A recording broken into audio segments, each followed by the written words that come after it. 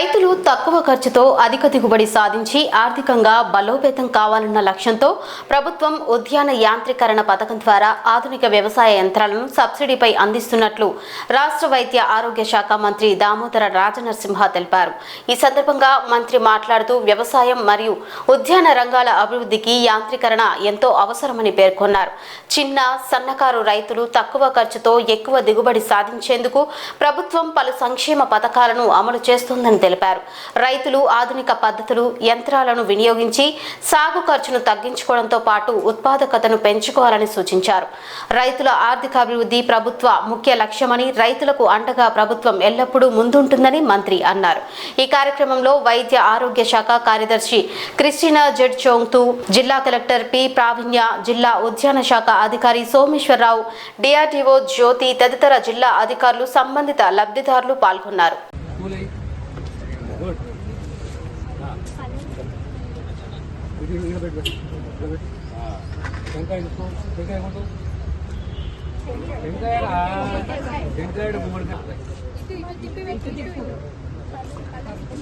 ప్రభుత్వం చేపట్టిన 99 రోజుల మహత్తర కార్యక్రమము ప్రజాపాలన ప్రగతి ప్రణాళిక.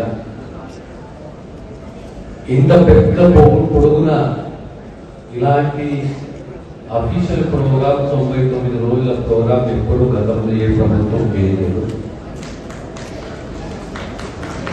ప్రధానంగా 10 థీమ్స్ 10 అంశాలని గుర్తించి ఆ అంశాలపైన గ్రామ స్థాయి నుంచి రాష్ట్ర స్థాయి వరకు ఒక అవగాహన, ఒక చర్చ, ఒక ప్రణాళిక,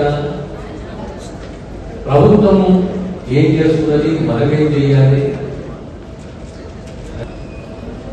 ప్రధానంగా మనము పరిసరాల పరిశుభ్రత, ఆరోగ్యము, తర్వాత ఒక్కొక్క కాన్సెప్ట్, రహదారులు, అలాగే అంటే సేఫ్గా ఇంటికి తిరిగి రావడము, అంటే ట్రాన్స్పోర్టేషన్, సేఫ్ ట్రాన్స్పోర్టేషన్, అదేవిధంగా సంక్షేమము, పిల్లల భద్రత, రైతులు, పర్యావరణ, ఇలాంటి అంశాలన్నీ తీసుకొని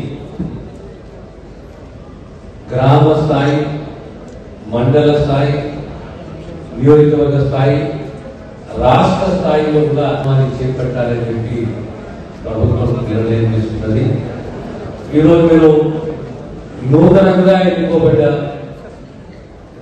సర్పంచ్లే కానీ,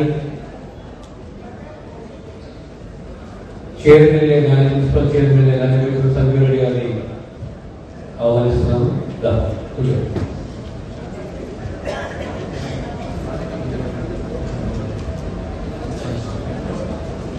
sarpanch,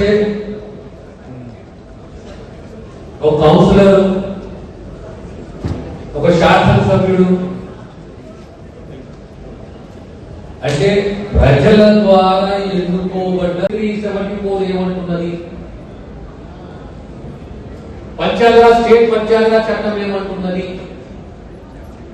state local body municipal body చట్టం ఏమంటున్నది,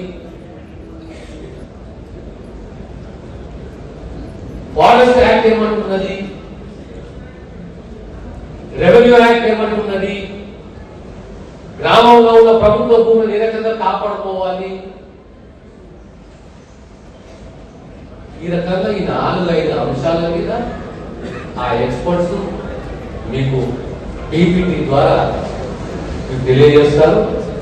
ఎప్పుడైనా బుద్ధిగా అడుగు ముందుకు వెళ్ళొద్దు, తెలుసుకోవాలి, తెలుసుకునే ప్రయత్నం చేయాలి, ఆ తర్వాత నిర్ణయం తీసుకోవాలి. నిర్ణయంగా కూడా నలుగురి సలహా తీసుకొని ముందుకు పోవాలి. అన్నీ నాకు తెలుసుకుంటే అహంకారం. తెలుసుకునే ప్రయత్నం చేస్తే లీడర్షిప్ లో ఎదుగుతారు, ప్రజల మరణ పొందుతారు. కనుక మీ అందరూ కూడా ఈ రోజు ఈ క్లాసు మీకు అవగాహన కల్పిస్తుందని ఆశిస్తూ మరొకసారి మీ అందరూ కూడా అభినందిస్తూ నేను సెలవు తీసుకుంటాను.